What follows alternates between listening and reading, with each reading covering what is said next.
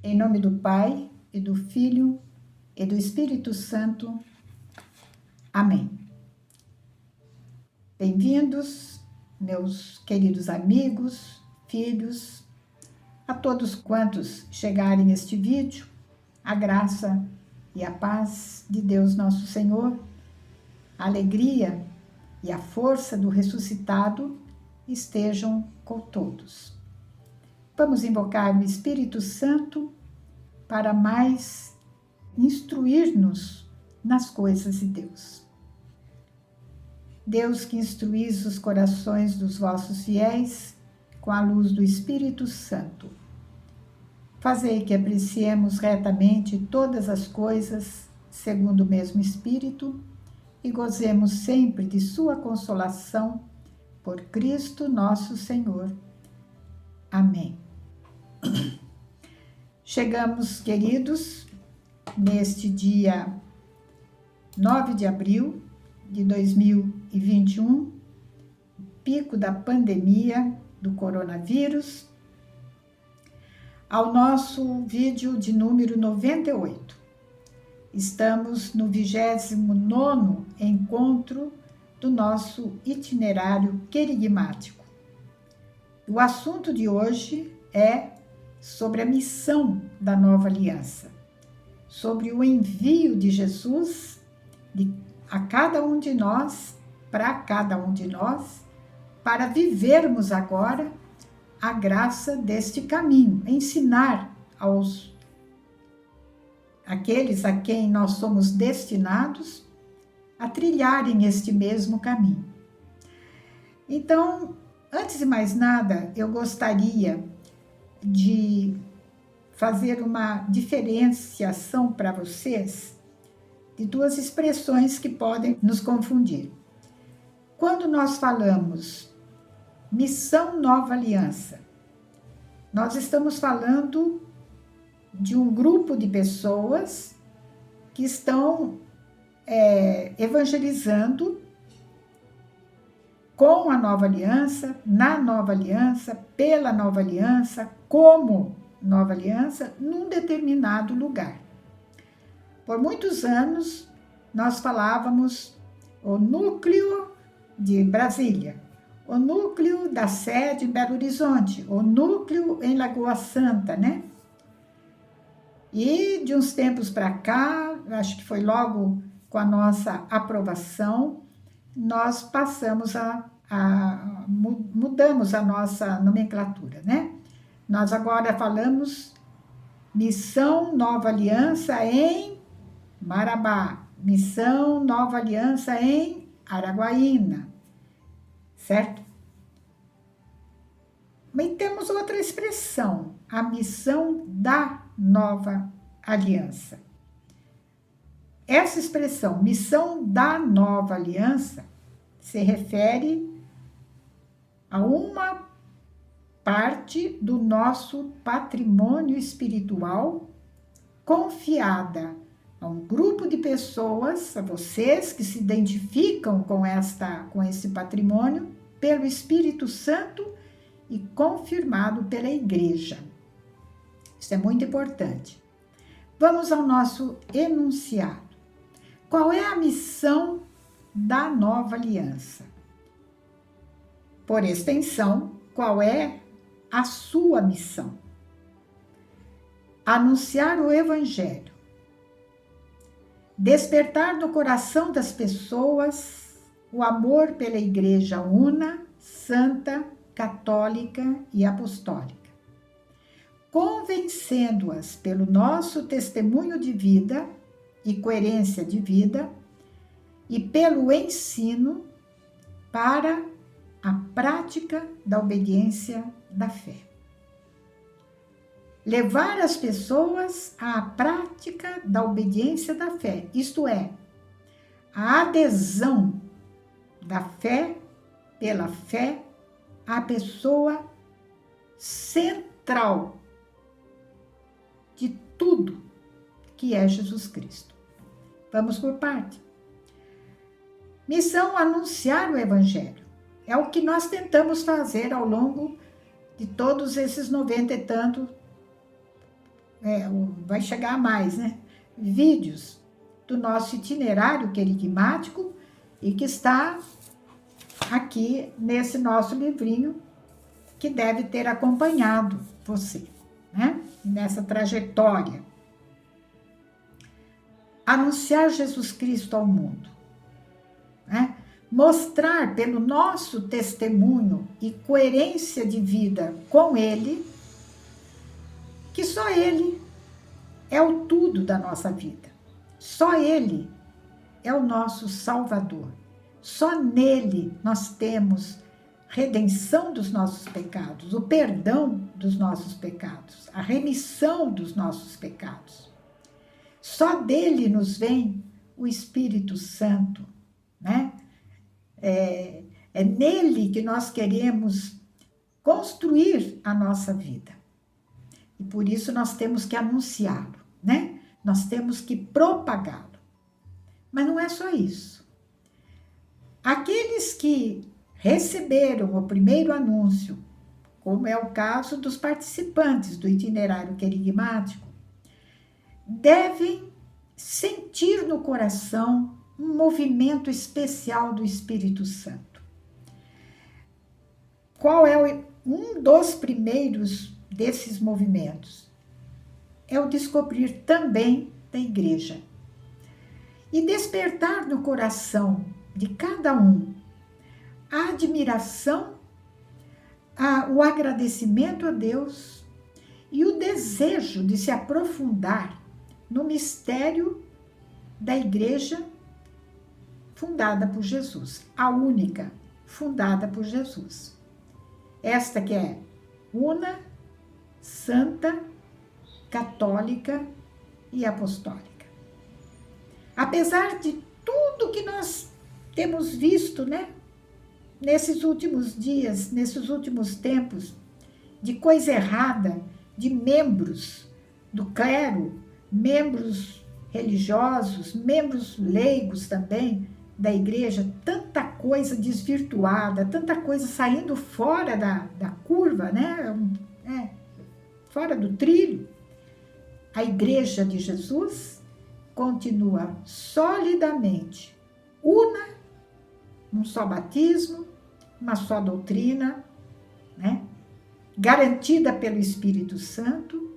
Ela é santa porque o seu fundador é santo, porque o Espírito Santo nela habita, o Espírito Santo suscita a santidade nos corações. Ela é santa, formada de homens pecadores, mas a igreja é santa. Nessa que nós professamos, essa igreja que nós cremos é santa. Eu não creio numa igreja santa e pecadora. A igreja é santa, os membros é que são pecadores. A igreja católica, ela é chamada a ir até os confins do mundo. E chegou até os confins do mundo e vai continuar chegando por caminhos que só o Espírito Santo sabe. Portanto, ela é católica. E ela é apostólica. Por quê? Porque ela se fundamenta no ensino dos apóstolos, no testemunho dos apóstolos e da sã tradição. Mas nós não podemos apenas anunciar e nos contentar em ver que as pessoas começam a descobrir a beleza da igreja e querem aprender mais sobre ela e o que ela ensina. Mas nós temos que ter convicções, primeiro nós, convicções profundas, enraizadas no nosso coração, para podermos dar testemunho daquilo que pregamos e uma coerência com o que fazemos, né? Do modo como nós vivemos em sociedade, dentro da igreja, na nossa comunidade. E isso aqui faz com que as pessoas vão se convencendo por uma ação especial do Espírito Santo, tanto em nós que damos testemunho e procuramos viver coerentemente a nossa vida, como naqueles que estão nos observando. Mas não é só pelo testemunho de vida. Nós precisamos também anunciar pela palavra, nós precisamos ensinar. Por isso termina dizendo, pelo ensino. O ensino é a missão primordial da nossa comunidade, essencial. Para quê? Para levar as pessoas à obediência da fé, a aderirem à fé em Jesus Cristo. Eu escolhi, basicamente, uma palavra que eu tirei da carta de São Paulo aos Romanos, capítulo 1, versículo 5, como fundamento bíblico do enunciado da nossa missão. E o que diz São Paulo aos Romanos? Por ele, isto é, por Jesus Cristo, nosso Senhor, ressuscitado pelo poder de Deus, recebemos a graça da vocação para o apostolado. Isto não é só prerrogativa de São Paulo e dos demais apóstolos. Em Cristo, todos nós fomos batizados e recebemos o mesmo Espírito. Recebemos a mesma missão. Nós somos chamados a evangelizar, ao apostolado. Nós somos enviados. Portanto, nós somos como que empurrados pela graça de Deus. Aqueles que foram tocados pelo Espírito Santo, pela graça da fé, não podem ficar calados. Não dá, não conseguem. E se ficam, é porque o fundamento ainda não foi colocado, É porque ainda Jesus Cristo não foi revelado pelo Espírito Santo no coração dessa pessoa. Porque aqueles que foram tocados, a esses não ficam indiferentes ao gemido, à dor do mundo, por falta de Deus, por falta de Jesus. E para que nós recebemos o chamado de Deus ao apostolado? A fim de trazermos para a obediência da fé, para a glória do nome de Jesus, todas as nações, isto é, todos os pagãos. Infelizmente, hoje em dia, talvez os primeiros destinatários da nossa evangelização sejam os próprios católicos, porque apenas foram batizados, mas não entendem nada da sã doutrina, não foram educados na fé, não receberam o anúncio de Jesus, não receberam uma catequese verdadeiramente sólida, que leve a um amor apaixonado por Jesus e pela sua igreja.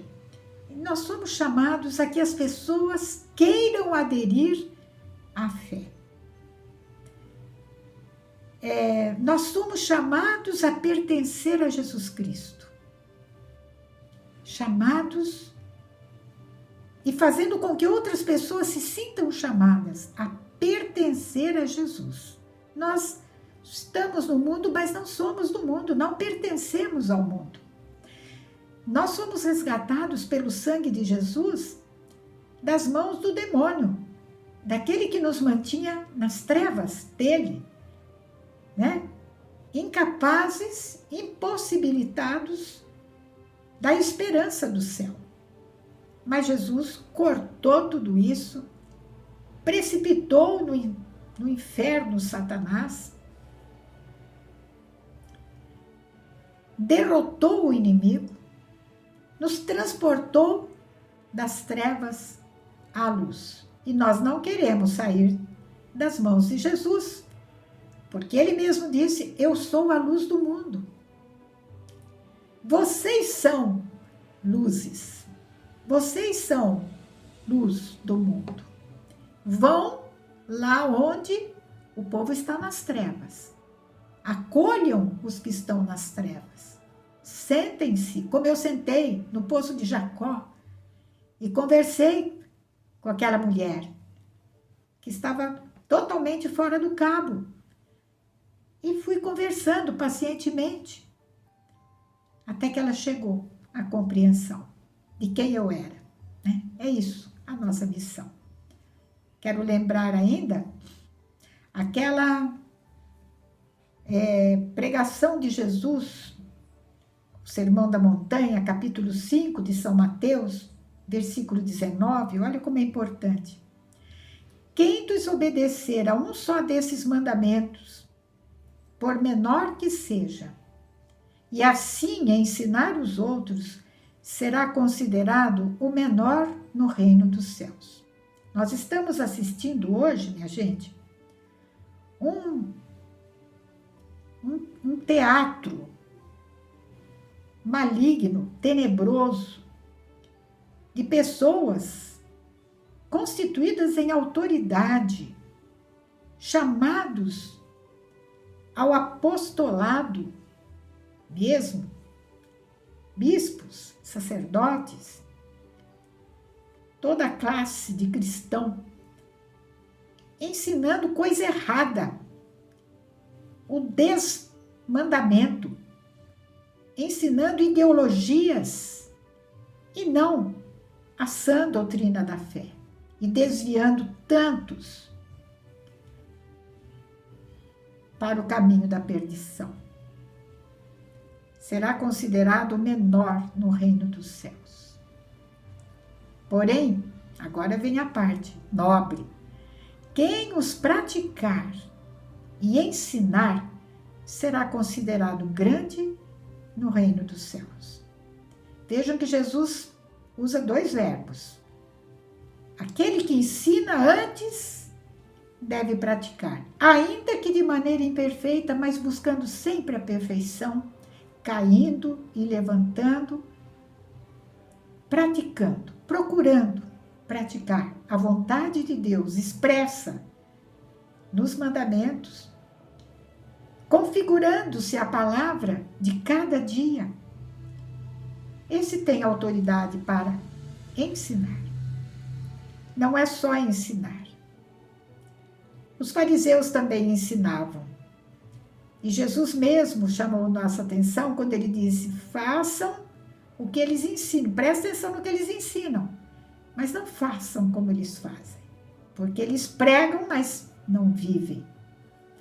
E finalmente, quando Jesus ressuscitado se aproximou dos seus discípulos, no momento que precedia a sua ascensão ao céu, deu-lhes a seguinte ordem: foi-me dada toda a autoridade no céu e na terra. Agora, Jesus transmite para eles a sua autoridade, dizendo: ide, é uma ordem, ide, vão fazer discípulos entre todas as nações. Essa é a nossa missão. Fazer aqueles que estão andando fora do caminho seguidores de Jesus, discípulos, aprendizes de Jesus, que se coloquem como crianças, como Maria de Betânia, aos pés de Jesus e se deixando conduzir dia por dia por seus ensinamentos. Fazer discípulos, colocar as pessoas no caminho de Jesus. E aí elas vão voar. Fazer discípulos entre todas as nações. Batizai-as em nome do Pai, do Filho e do Espírito Santo. Não sei se vocês se lembram do Sínodo da Amazônia, aquela coisa horrorosa, né? Quando um bispo falou que tinha a honra, a alegria de dizer que ele nunca batizou ninguém. Acho que desde quando ele ficou bispo, sei lá. Estava pondo a glória dele nisso. Ué, mas não foi uma ordem de Jesus? Batizem em nome do Pai, do Filho e do Espírito Santo. A quem? Aqui que está o negócio. Aqueles que se fizerem discípulos meus. é que se faz? Como é que se torna discípulo de Jesus? São Paulo aos Romanos mesmo vai dizer. Como é que invocarão aquele a quem não conhecem? E como é que eles vão conhecer se não houver quem pregue? Então, primeiro, o pregador tem que ser um discípulo de Jesus, um praticante das coisas que Jesus deixou, um herdeiro de Jesus Cristo. Ele tem que ensinar. Pelo seu ensino, o Espírito Santo suscita um coração de discípulo naquele ouvinte, e aí ele está preparado para o batismo. Está aí. Ensinai-lhes, ensino, nossa missão, a observar tudo o que vos tenho ordenado. Não é ensinar uma teoria, é ensinar uma pessoa, é ensinar a vida dessa pessoa, e depois sim, a doutrina que vem ao longo dos tempos, pela tradição, pelo magistério. Entendem? Ensinar. Não é encher só a cabeça de conhecimento, mas é pedir que o Espírito Santo, facilitar a ação do Espírito Santo no coração das pessoas, para que conosco elas também observem tudo o que Jesus ordenou. Qual é a garantia do sucesso? Eu estou convosco todos os dias até o fim dos tempos. Portanto, meus queridos, não nos preocupemos em querer ver os frutos do nosso testemunho, do nosso ensino. Tenhamos a plena confiança de que Jesus está conosco, de que a obra é dele, de que o Espírito Santo é que impregna a nossa missão. Então, nós teremos apenas que estar com a nossa atenção centralizada na pessoa de Jesus e disponíveis ao Espírito Santo. Assim nós cumpriremos a nossa missão. Quero terminar com uma frase que eu escrevi para a Madre Geral e todas as irmãs da congregação de Santa Marcelina, quando eu me despedi das minhas queridas amigas marcelinas. Num determinado momento, eu quis mostrar para elas que a minha saída para dedicar o resto dos meus dias a uma nova fundação não era um racha, né? Não era uma divisão, mas pelo contrário, era uma multiplicação. E que eu tinha uma vocação dentro de outra vocação, né? Então eu escrevi para ela: somos pessoas diferentes a partir de agora, né? Pessoas diferentes com sonhos iguais. É isso que eu quero que vocês ruminem um pouquinho, né? A nova aliança, a nossa querida comunidade dada pelo céu para nós, é composta, né? Ela é formada, ela é feita de membros muito diferentes, diferentes em todos os sentidos, né? Em todos os sentidos.